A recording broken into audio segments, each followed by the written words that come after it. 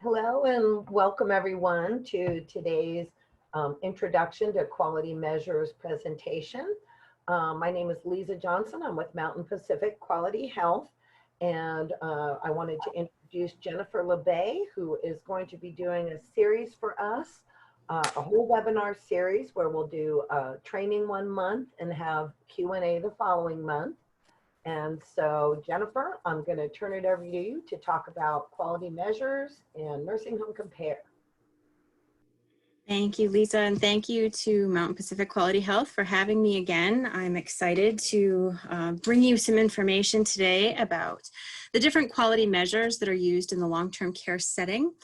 As I was putting together this presentation, I was thinking, well, gee, you know what, a full hour, what can I get into, and how deep can we get into things? And as I was putting it together, I realized there's a lot of information here and a lot of places to go to find the information for the different programs. So this truly is going to be an introduction. We'll do a little bit of a deeper dive on the value-based purchasing quality measure just because there's only one of them. But when we really get into that deep dive of how to use the manuals, what the different things mean, that will be in our November session where we do a deep dive into, we're really going to focus on the MDS 3.0 quality measures and the SNF QRP quality measures. So today we're just going to talk about the different programs used in the long-term care setting and how to locate those instructions for each program and how to navigate the instructions. So you will be getting the slide deck. So I've got a lot of references in the slides, a lot of web addresses, because there's a lot of different reference points. And I find as I work in things that I just want to go one spot. Like, can I just go one spot to find all this information? And you can't. You have to go many different places. So I tried to make this presentation a good reference for you all so you can make that click or do that cut and paste once you get the presentation, and then maybe make a bookmark in your internet at your work or wherever you're accessing this, and then you can have it at a quick, a quick fingertip click if you have it saved as a bookmark. So these are our different types of quality measures that are affecting long-term care and SNF setting. Some of them share the same definitions of how to get calculated into that quality measure, some don't. There are different calculation requirements for each program, and there is some overlap. So, some of the SNF QRP are also publicly reported, or also, so we've got some overlap. We'll dive into that a little bit in the next session. But this is where we're going to really focus on, where do I get this information from? What does it mean to me? Does it affect my facility? Why should I care about this? And what do we need to do to find out what it means? As MDS coordinators, a lot of the information here is from the MDS. Some of it's from claims. But a lot of times you may have the director of nurses or the administrator asking you, well, why are they triggering for falls? They haven't had a fall in 6 months. You need to know where to find the information of what calculates these quality measures so you know how to answer. And like I said, we'll do that deep dive in November, but we'll talk a little bit about different points and different parts of each program today. So the first one I want to talk about is the value-based purchasing. So this is the program, which is the pay for performance program. Every single facility in the country is participating in this, even if you're not a Medicare provider. It is something that is used to determine how our folks are going back to the hospital within 30 days of a hospitalization. So this is all cause measure, and this is a different measure from the other readmission measure calculated in the SNF QRP program. So we'll talk about some of those differences as well. So this is where you can find your value-based purchasing instructions. As I said, you're going to get the slide deck, so you will have this. You don't have to, try and copy what's on the screen. You will get this. The details in the report are very technical, and it may be difficult to follow in some places, especially when they're discussing formulas that they use to calculate parts of the measure. It kind of makes my eyes spin and my head explode a little bit because I don't even know what some of those symbols mean. But that's not the stuff that you really have to know in order to figure out where it's calculating from. What is important to know is, where does this stuff come from? So the SNF value-based purchasing SNF readmission measure is only coming from hospital claims. There are some exclusions that do come from how we may code something on our claim, but for the most part, it's just the hospital claims that are creating this quality measure. We do also have the ability to review and correct if needed. But truth be told, it's kind of tricky to do that because you have to try to get your hospitals to correct their claims. So it's a little more involved than, say, what we would need to do to correct the SNF QRP or the MDS 3.0 measures. There is some great information. There's a frequently asked question document for more cut and dry information, and it might be easier to start with that frequently asked question than to start with a technical report. So this was just updated last month. Great information here. A lot of questions that people may have. So this is definitely a form that you want to take a look at. Read through those questions if you have any concerns about, gee, how do I review this? How do I correct it? What do we need to code on the claims? What do we need to do to make sure that we are using this appropriately? So why is it important? What does this mean for us? So the SNF readmission measure is going to be, as I said, this is our pay for performance for the facility. So the better the facility performs in this measure, the more money you're going to get back. So the program is, we all have to, kind of put an ante in for money. So there's a 2% that goes into the kitty, and then we provide the care, and then they calculate the measure to see, okay, well, how good did they do with keeping their residents from being rehospitalized within 30 days of that initial hospitalization. And if you do well, you get that money back. If you don't do so well, you don't get that money back. So it only looks at Medicare fee-for-service claims. Like I said, calculated from the hospital. No MDS data is used for this one. And what we're looking at is all-cause unplanned hospital readmissions for Medicare fee-for-service SNF patients within 30 days of their discharge from a prior proximal hospitalization. This measure, like I said, seems similar to the readmission measure used to calculate under the SNF QRP program, but it is different. Both measures calculate readmissions to the hospital, but this one looks at a 30-day window from the date of discharge. If a resident is admitted to your facility within 1 day of discharge from that hospital, that is when the time period starts. And if that resident goes back out to the hospital for any cause, with the exception, there's a few exceptions, then that is going to count against you in this quality measure.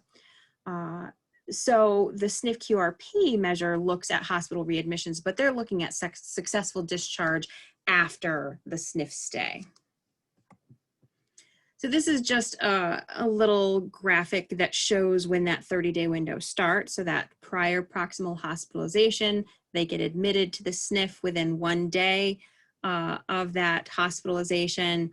We have a SNF claim, so they know that they've been in the SNF. And then if they are readmitted to an acute care hospital within 30 days, then that quality measure is going to trigger as, you've triggered, and that's not a good thing. We don't want to trigger for this quality measure. So unfortunately, this is calculated even if the resident has been discharged from your facility.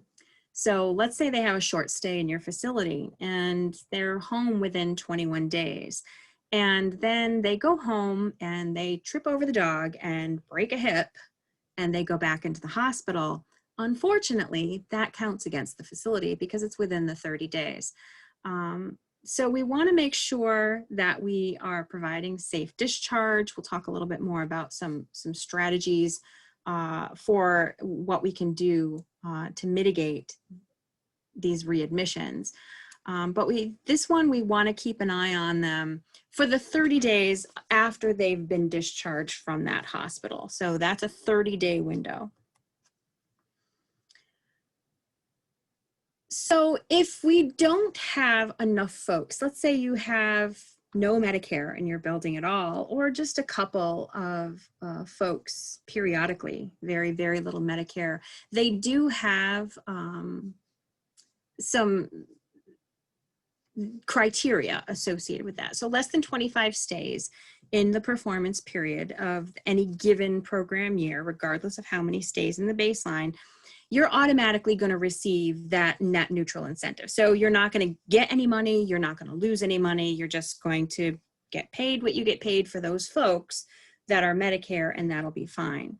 More than 25 stays or more in the performance period and fewer than 25 stays in the baseline period are only going to be scored on achievement. So you're not going to have your payment impacted by this program if you're not Medicare, because this is impacting Medicare payments and Medicare funds.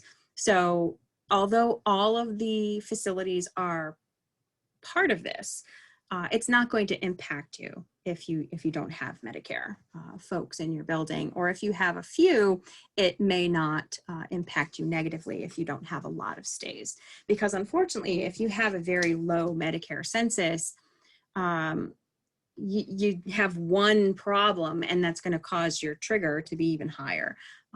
But this does give us some room for those folks that don't have a lot of Medicare or no Medicare at all. So I had mentioned the different rehospitalization quality measures. So for value-based purchasing, this is the SNF all-cause readmission measure.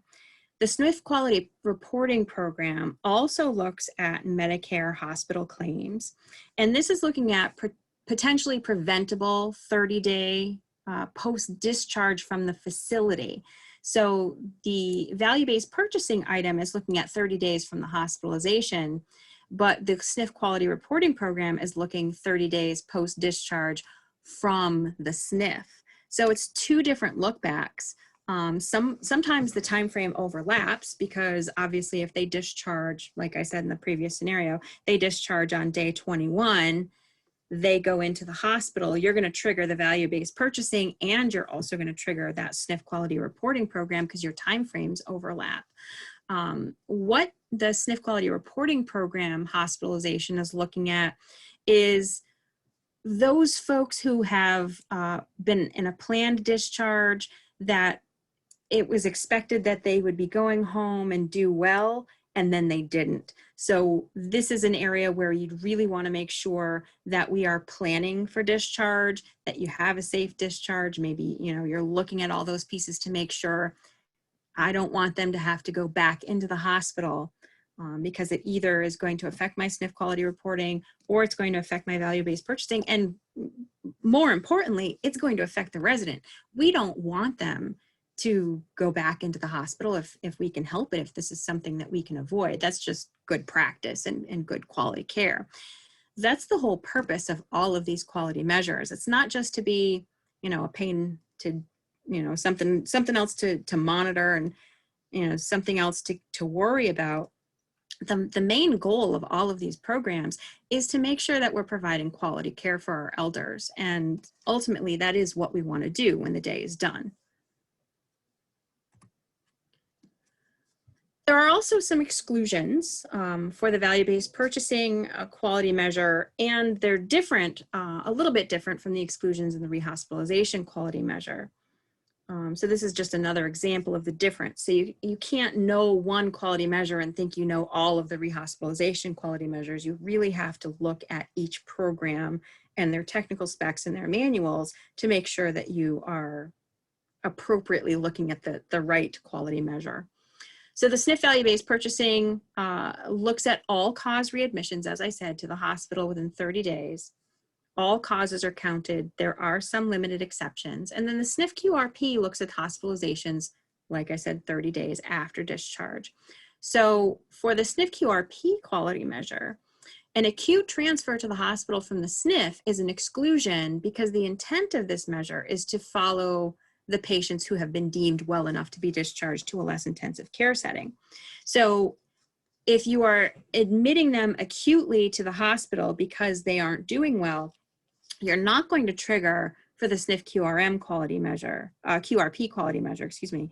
But depending on your time frame from when they were last hospitalized, it may still trigger that value-based purchasing SNF readmission measure. For the SNF QRP quality measure, the reason why they're just looking at that planned discharge where they've deemed well enough to be discharged to a less intensive care setting, the review period doesn't start until 2 days after their discharge from the SNF. So it gives them a little leeway in case something goes wrong in that first 24 hours, but that period doesn't start until 2 days after. So that's another difference. It's like slight differences, kind of looking at the same thing, but it's not exact. So these are some of the SNF readmission measures. This is the value-based purchasing we're going back to. There are some exclusions, and although the measure is based on hospital claims, there is some room for review and correction. So we need to make sure that we're aware of the exclusions before, we look at these things. So they were excluded if they were in another post-acute care stay in that 30-day window. So if they went to a long-term care hospital or inpatient rehab facility, they don't get calculated into the measure. If they had a SNF stay with a greater than 1 day gap between their discharge from the hospital and their SNF stay, they're excluded. If they did not have at least 12 months of Medicare on file, they're excluded from this measure. If they were not enrolled in Medicare the entire period. If their principal diagnosis for their primary diagnosis at the hospital was the medical treatment of cancer. And again, that's coming from the claims. So you'd have to know what was on the hospital claim to know that. This one, number 6, is important because this is something that you all can do in your facility. If the resident was discharged from the SNF against medical advice, they are excluded from the value-based purchasing SNF RM quality measure. This is going to be documented by a status code of 07 on the final SNF claim. So that is going to be on your UBO4.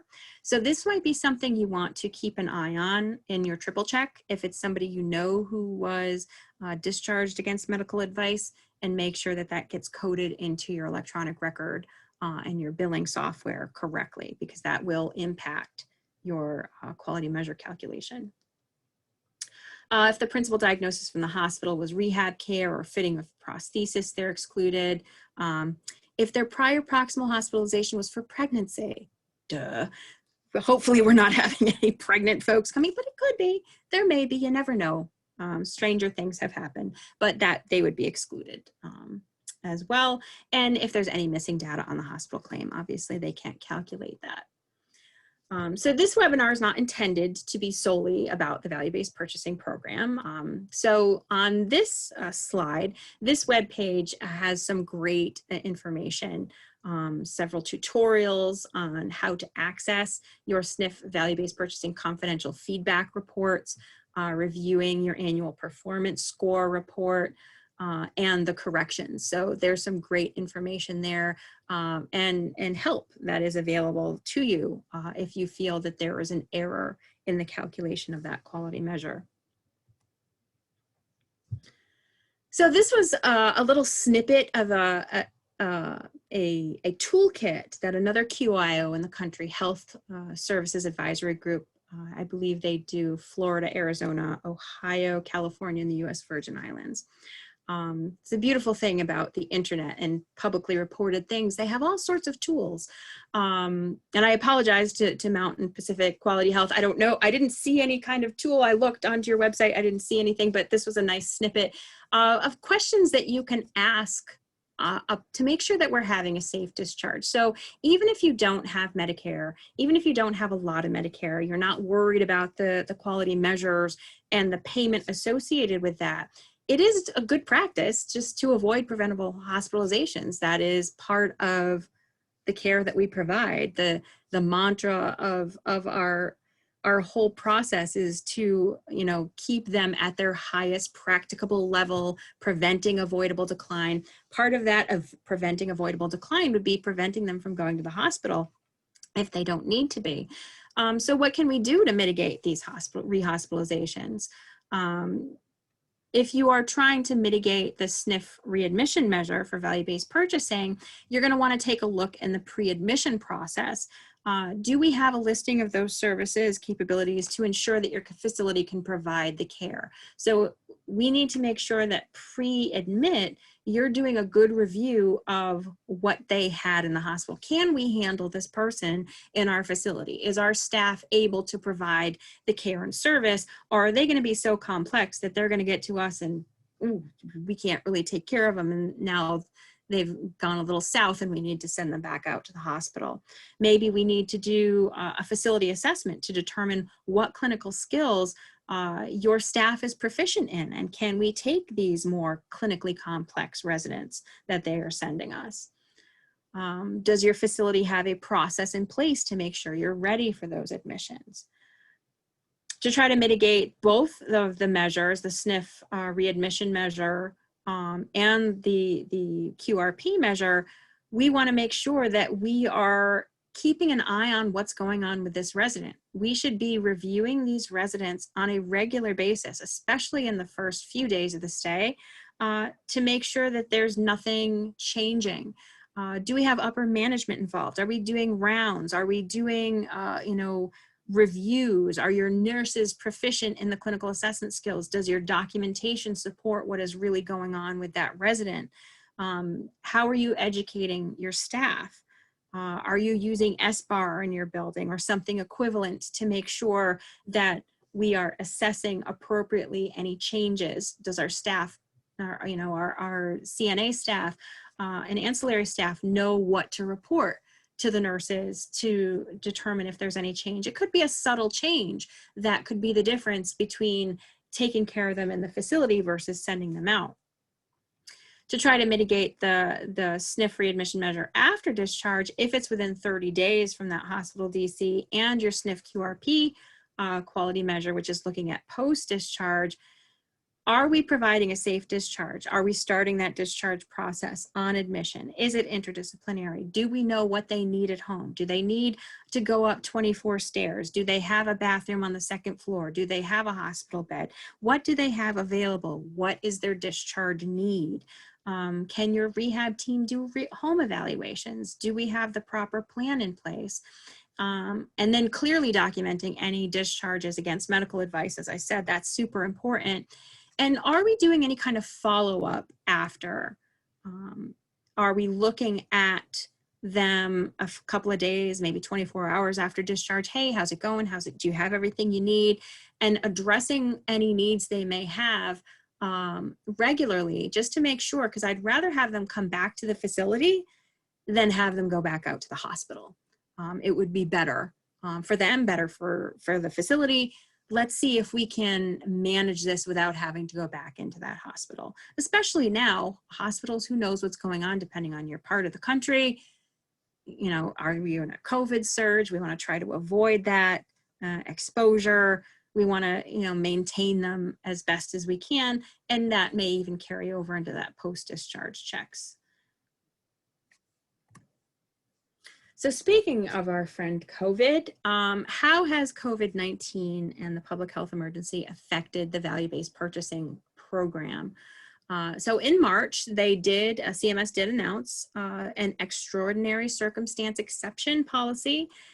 So the claims from January 1st through June 30th of 2020 will be excluded from the claims-based SNF RM calculations. So this will automatically apply to all SNFs. We don't have to do anything. We don't need to submit anything or ask for this. It's just an automatic across the entire country, all of the homes. No review of those claims from January to June 30th.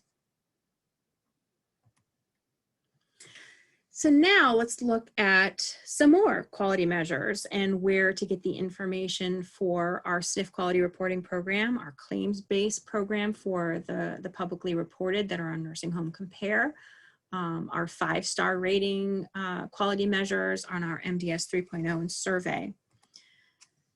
So as I said, we'll do the deep dive in November, but where do we find the instructions? So you can go to the SNF quality measure page, and it's the CMS page here. Like I said, you will have this. I strongly recommend that you bookmark this. And then at the bottom of the page, you're going to see the downloads, and that's where you're going to want to click on the user manuals, which was updated 1/21 of 20. It is a zip file. Once you download that, it's going to open up these files. So we've got our Nursing Home Compare claims-based, we have our technical specs, and then the appendix that goes with that. Then we have our MDS 3.0 and survey manual, version 13.0 is the most up-to-date. And then our quality reporting program user's manual. So the SNF quality reporting program, this is what the page looks like, your instructions. You want to make sure that you are using this. If you have any questions that are specific to the SNF QRP quality measure, if you try to look up a QRP quality measure in the MDS 3.0 manual, you're not going to find what you need. So this is the contents. It shows you all of the different items, the different definitions, and they are different. Slight differences. You may have similar quality measures, but there are definitely slight differences. So when your administrator or director of nurses or whoever is asking you, why did this trigger? Why is this calculating? This is where you're going to want to go to find that information. So this is definitely one you want to have saved, bookmarked. I like to bookmark the actual web page itself versus saving the manual onto my desktop on the computer, because if you go to the website and download, you're always going to have the most up-to-date. Whereas if you save this, maybe 6 months from now they do an update, you didn't realize it, and then your reference is now out of date. So I always like to go right to that area on the website. So why is it important? We talked a little bit about this. The SNF QRP measures, another Medicare fee-for-service program. This is part of the Impact Act of 2014, which requires some standardized data for post-acute care facilities, and that established the reporting program. They're just looking at the quality in the different post-acute care settings. What it specifically means to your facility if you don't do this correctly is you have a financial impact. So if you are not calculating the quality measures appropriately, you could lose money. So what if your facility isn't Medicare certified? They're calculated using the MDS records from nursing homes, swing bed providers, and they're looking only at Medicare providers. They're not looking at nursing facilities that are not Medicare certified, or swing beds that are only those that are located in non-critical access hospitals. So again, if you're not participating in the Medicare program, you don't have to worry about these from a payment standpoint. But what you do have to maybe worry about if you're not a Medicare, but you do accept some insurances, depending on what your insurances require. So some insurances will require an assessment on a PPS schedule. Usually they're Medicare Advantage programs, so if you're not participating in Medicare, maybe you don't have those. But for whatever reason, I just wanted to throw this out there. If you are completing a PPS assessment for any insurance that may require it, and those assessments get submitted, your facility will potentially calculate both SNF QRP or maybe the value-based purchasing, probably not because those are claims-based, but we want to make sure that you're not calculating something that is inappropriate. So any PPS assessments that are done for insurance purposes, they do not get submitted. They should not be combined with your OBRA assessments, because then you may have some information there that is inaccurately showing that you have Medicare folks when you really don't. So what do we do if you are out of compliance? So part of that Impact Act says that if the SNF fails to submit the required data, they will be subject to a 2 percentage point reduction in your annual payment update. So that means you're going to lose 2%, 2 percentage points of your payment from Medicare for the entire year that this reporting period affects. There's no going back and fixing it. You mess it up and it's just, it is what it is. You can't fix it. You've got that reduction for an entire year. So what you're looking at is a minimum of 80% of the claims submitted need to have a calculated quality measure, meaning you don't have dashes in the items that either calculate the quality measure or calculate the risk adjustments for the quality measure. If you have a large Medicare fee-for-service caseload, dashing a couple of assessments and quality measures may not affect you, but the fewer claims you have, so for your smaller homes with your smaller Medicare census, one missed calculation, one dash in the wrong spot, that could put you in danger of losing the money for an entire year, and you can't make it up. We have to follow the rules of the REI manual, so if it's a dash, it's a dash, but we need to make sure that we are looking at these items and trying not to dash if we don't have to. So this is the reporting periods, just a snippet of the different reporting periods. This is the website where you can find that information. And they also have a SNF QRP frequently asked questions. The most up-to-date one is the August 2019. And that gave a lot of the frequently asked questions from the trainings that they have been doing in August or thereabouts every year. There was another one from the previous training that has more questions, but this is the most up-to-date one. And then training, there's some great training available on the SNF QRP program, on the SNF QRP site from CMS. And again, we've got our website. There is a web-based introduction to the SNF QRP that is on this page as well. That is the link to that. But there's a lot of snippets on proper calculation of section GG, videos on how to complete different sections of GG. There is actually a web-based training on GG itself, in addition to obviously the other SNF QRP, but GG is the big one that has a lot of questions because there's a lot of parts associated with section GG. So what are the quality measures that calculate under SNF QRP? They're 8 MDS based. Some of them have some overlap into the MDS 3.0 definitions. Like I said, we'll be diving a little bit more into that in our November session. But some of these are just looking at the PPS items. So the falls, major injury, that's on all of our assessments. Our percentage of patients with admit and discharge functional assessment and a care plan that addresses function, that's our section GG items. So that's only going to be on our PPS assessments. Our drug regimen review conducted with follow-up, that's just on a PPS assessment. Change in skin integrity, that's also going to be on your OBRA assessments.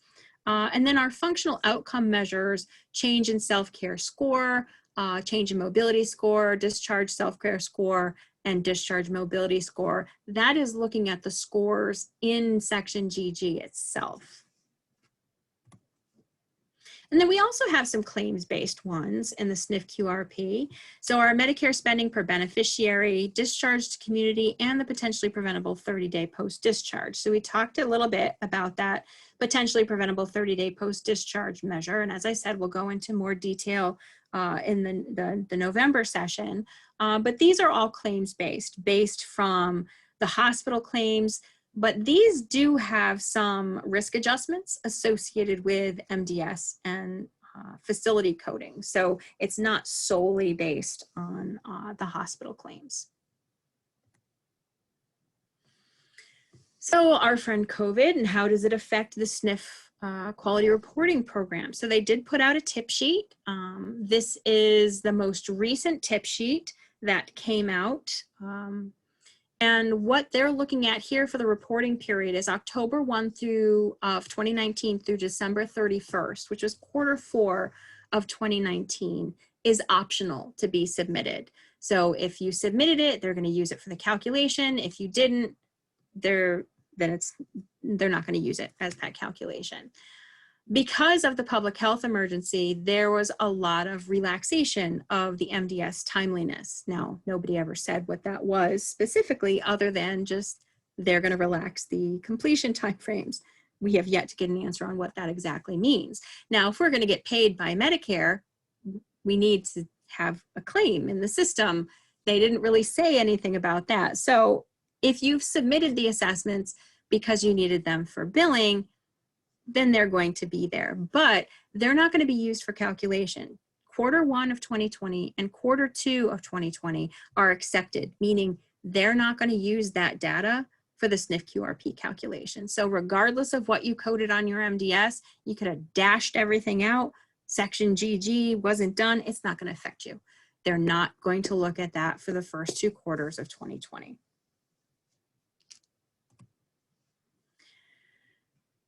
So our provider preview reports, also affected by COVID. The purpose of these reports is to give the opportunity to the facility to correct those items that are reported. And subsequent to the October 2020 refresh, CMS is not going to issue provider report preview reports for those refreshes that continue to display constant data. So if you're just looking for your Q1 and Q2 2020 data, you're not going to get provider preview reports because there isn't going to be any change from your Q4 provider preview report. Say that 10 times fast. And then also the review and correct reports. So the purpose of these reports is so the facility can review it, make sure that it's accurate before it gets posted for that publicly reporting, because these are publicly reported on Nursing Home Compare.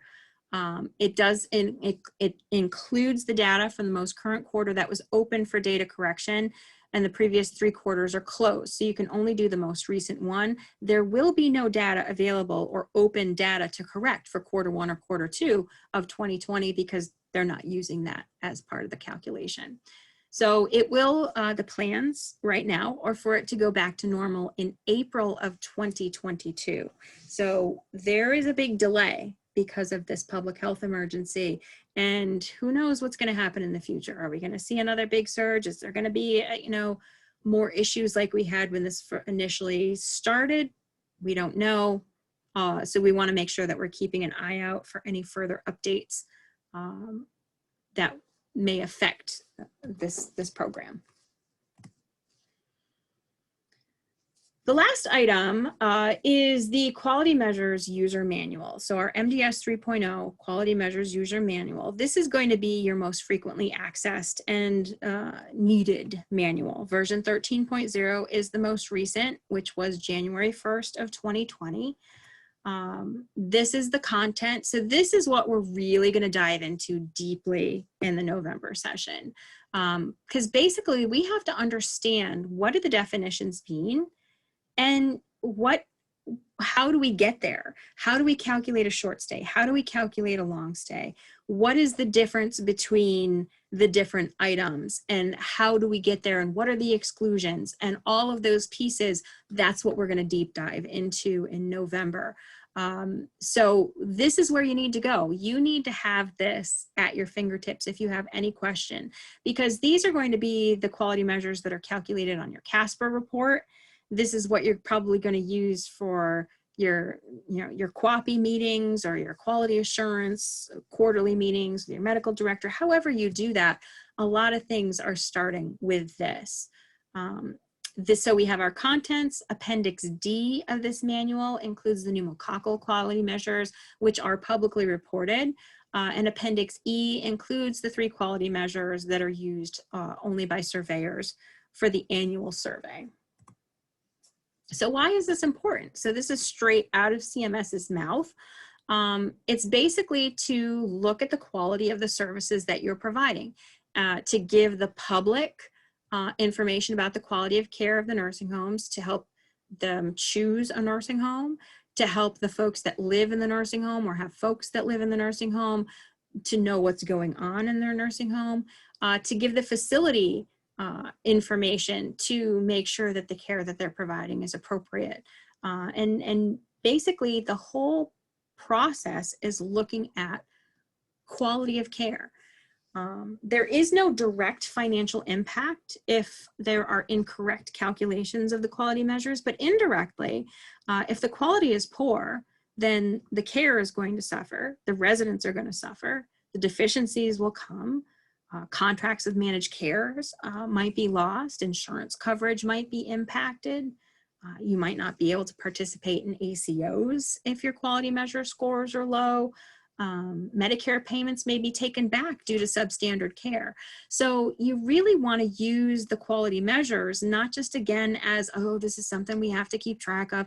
If you use it, it's actually a very nice tool to help you overview your whole facility. Now, there's some flaws, sure, because there's some delay, especially in the publicly reported and the 5-star measures. It's old data. But the CASPER reports you can have as refreshed as the assessments you completed last week. So it's very important to keep an eye on those and make sure that you are coding everything correctly and that everything makes sense. So it shouldn't be a big surprise in that we're only looking at these once a quarter. We should be looking at these on a regular basis. So in addition to the publicly reported items, like I said, this can be a starting point for your quality assurance performance improvement program. Something's going on in our facility. We've got a lot of UTIs. We're triggering UTIs. We need to do, a root cause analysis of this. What's going on? Oh, all of these UTIs seem to be on Susie CNA's assignment.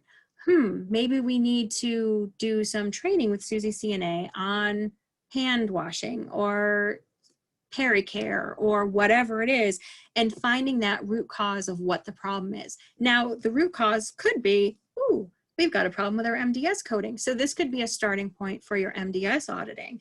Looking at things, I just, had a facility call me up and say, hey, you know what, why is this person triggering for this when I have no knowledge of it? Well, you have to understand how it triggers and why it triggers. So you need to have this manual in place and access to it so we can understand, where's this information coming from? How do I know what I'm looking at? And this, the quality measures are the starting point for the off-site standard survey process. Now, I don't know if anybody's been getting some standard surveys. In my area, they're still real focused on infection control. So, but we wanted to make sure that we're providing the highest level of care possible to our residents. That's the whole reason why we're here. So where do we find these quality measures? Like I said, these are the ones that are calculated from the CASPER site. You can have a computer preset 6-month reporting period, or you can user define the reporting period. So keep in mind, if you're going to user define the reporting period, it needs to make sense to see your entire house. We do MDSs at a minimum every 92 days. So if you're only looking at a month of data, you may not have your full facility unless you're doing monthly assessments on your folks. So you want to make sure that you're pulling at least 3 months, if not more. I like to pull a little more for a cushion of data so you have your whole house in the report. I also like to run the report for a 6-month because if survey review is happening off-site, they're going to be looking at that 6-month number. These are the definitions and instructions that are going to be affecting the majority of the publicly reported and 5-star quality measures, although the reporting periods are different from what you can calculate in CASPER. They're looking in the quality reporting and the quality reporting program, the publicly reported and the 5-star have different time frames. So again, don't forget to tune in. November, we're going to deep dive into these items. These are the different quality measures that are in this MDS 3.0 quality measure manual that are found on the CASPER report. The new or worsened pressure ulcer quality measure is separate because that now uses the SNF QRP quality measure definition for calculation, and that is not in this manual. And then these are the survey measures. So table E is out of Appendix E of this manual. All of these different items, with the exception of our falls, the anxiety and anti-anxiety hypnotic, and the behavioral symptoms affecting others. These are all found in Appendix E, and it's slightly different calculation. The anti-anxiety hypnotic quality measure is not the same one in the MDS 3.0 definitions. So you have to make sure you understand what it is you're looking at and which set of definitions you're looking at. If you do have any specific questions about calculation of quality measures, make sure you send me your questions so I can be sure to include that in the presentation in November. Our publicly reported and 5-star rating. So again, this is our technical user's guide for our 5-star quality rating system. It looks at our health inspection rating, it looks at staffing, and it looks at the quality measures. Publicly reported items. So there are 2 downloads. One of them is the technical specs, which is the actual manual, and the second is the appendices. Both of these are from the contracted agency Apt Associates. So that's what it looks like when you look at it. So don't think that, well, this isn't a CMS document. What is this? This is what it's supposed to be. Same with the other ones that are the RTI. That's the document. Those are the agencies who had won the contract to complete those manuals. So why are these publicly reported and 5-star quality measures important? So they were created to help consumers and their families and caregivers compare nursing home data more easily, and it features 1 to 5 stars. So there's an overall 5-star rating for each home and a separate rating, as I said, for health inspection, staffing, and quality measures. Nursing homes with 5 stars are considered to be much above average. Nursing homes with 1 star considered to have much below average. The higher the star rating, the higher the perception of high quality care from the community. But there are flaws because of the delay in the data that's recorded, especially for the QMs, as it uses a cumulative rating of the quality measures across 4 calendar quarters. And there's a delay. So the information could be almost 2 years old that is actually being reported. The QMs used are defined in the manuals previously cited, so the MDS 3.0 and the SNF QRP for the publicly reported. So there's not a new set of instructions to calculate the QMs for 5-star and publicly reported measures. It's just pulling out of the instructions that we've already referenced. 5-star quality measure rating has information on 15 different physical and clinical measures for the nursing home residents. And this, again, giving us some information on how well the nursing home is providing the care to the residents. Publicly reported quality measures has 28 MDS and claims-based short and long stay quality measures that are posted on the Nursing Home Compare website for all to see. And this is a little snippet of the Nursing Home Compare website. So you can get some more information about those different quality measures that are on the publicly reported. If you go to Nursing Home Compare, what information can you get? Click on the quality of residence care and then scroll down, and it will show you in layman's terms each of the quality measures and what it shows, whether a lower percentage or a higher percentage is better and why it's important. So Medicare.gov is the website that the government put out, which is intended for the consumer, versus CMS.gov, which is intended for us, the provider who's looking for regulations and instructions. The Medicare.gov website is intended for public use. So sometimes it's a little easier to understand. Definitions, as I said, very important area of the instructions to understand in each of these manuals that we've talked about is looking at those different definitions, because there may be a slight difference in the definitions between the SNF QRP, the QM calculation, the MDS 3.0 QM calculation. Very slight changes, very slight definitions, but it's important to understand those. So let's take a look at what defines the first assessment in each of these 2 QM programs.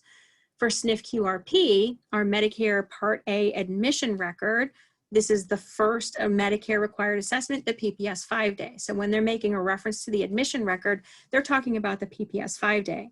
For MDS 3.0, the initial assessment could be any of the following: a 5-day, an OBRA admission, or a discharge assessment, whether return anticipated or not. So it's a slight, subtle difference, but it's important to understand that. So we need to know our definitions and our timeframes for each program. It's important to understand what is in the manual and technical specs. I know I didn't give a lot of meat and potatoes data other than just getting us prepped for where to go to find this information. So many times I have talk to people, I don't know where to find this, because it's tricky because they keep hiding it in different parts and they update the cms.gov and it makes it harder to find. So I wanted to give you the tools so you could bookmark it, find it, have it at your fingertips, but be ready to go. And although some of these items may look similar or even have the same definitions, they may be calculated differently depending on the type of QM. The timeframes may be different, calendar quarter versus user-defined reporting period. And then there are different definitions. As I said, the anti-anxiety hypnotic for survey use has a different exclusion set calculation than the MDS 3.0 quality measure. A prevalence, which is the survey quality measure, versus a percentage, which is the MDS 3.0 quality measure. And as I said, the timeframes may be different. MDS 3.0 reporting periods can be user-defined. Publicly reported quality measures are based on calendar quarters. Claims-based quality measures are based on a Medicare stays in a 12-month period. 5-star quality measure rating looks at a cumulative rating of 4 calendar quarters. Everything's just so similar, but it's just slightly off. So you really can't use the Casper reports necessarily to look at why you've triggered for your 5-star quality measure rating. You really have to look at the different areas, and that's another thing that we're going to look at in November is where do we find those reports and how do we know the differences and what we're looking for, and then what do we do to correct it. So in summary, in order to truly understand how each of these QMs from the different programs are calculating, you have to know the specifics. You have to know where to find the technical specs to make sure you have the most up-to-date technical specs and the instructions. Where does this data come from? Is it coming from claims? Is it coming from the MDS? When is the reporting period? What are the risk adjustments? What are the comorbidities that need to be considered? What parts of the MDS are affecting this quality measure, if any? So you can't assume that just because you know the definitions for one quality measure program that they're all the same. They really aren't. I hope that you'll be able to join us in November because we're really going to drill down onto how to use the manuals, what the different symbols mean, what the different definitions are. But in the meantime, if you think of any questions, we'll be having our office hours in October, so we can answer your questions in between, and then hopefully I can provide deeper information for you in that November session. I hope this was helpful for you. I don't know if we've got any questions that hopefully I can address for now.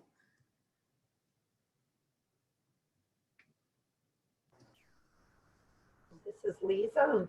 I'm just checking in our chat and in the Q&A box. I'm not seeing anything. I did want to point out that when you mentioned having everything in one place, I feel like your presentation kind of does that. So you're all in one spot. Resource guide is really going to be this presentation. And I thank you. I think you did a really great job explaining. If folks want to chat in any questions or put questions in the Q&A, we do have a couple of minutes left. So I'll just hold on a minute here and give folks time to put something in. Do we have any questions?